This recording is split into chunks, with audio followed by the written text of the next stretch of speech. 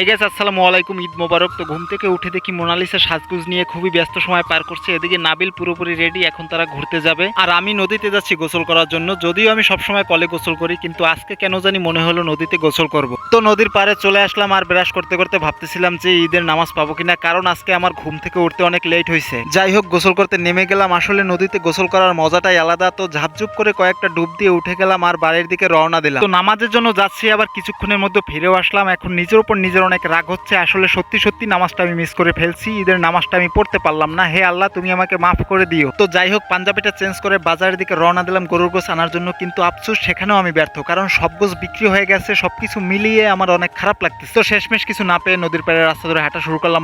বাড়ির কাছাকাছি এসে দেখি ছোট ভাইরা 7 আপ খাইতেছে, তো আমাদেরকে দিল, আমরা খেয়ে চলে আসলাম ঘরে। তো এখন বিকাল 4টা, আর আমার বোন যাবে তার শ্বশুর বাড়ি। ওরে কিছু দূর আগায় দেওয়ার জন্য আমিও সাথে আসলাম। ওদের বাড়ি যেতে এই নদীটা পার হওয়া লাগে। নদীর এই অপরূপ সৌন্দর্য উপভোগ করতে করতে আমরা চলে আসলাম নদীর এই পারে। এখন আমি ওদেরকে অটোতে উঠিয়ে দেবো, আর তার জন্য আমাকে আর একটু পথ হাঁটতে হবে, কারণ মেন রোড সামনে। তো মেন রোডে আসলাম এবং অটোও পেয়ে গেলাম। ওদেরকে অটোতে তুলে দিয়ে আমি আবার বাড়িতে চলে আসলাম। আর এই ভিডিওটা যদি আপনাদের ভালো লাগে তাহলে লাইক, কমেন্ট, শেয়ার এবং সাবস্ক্রাইব করবেন। ধন্যবাদ।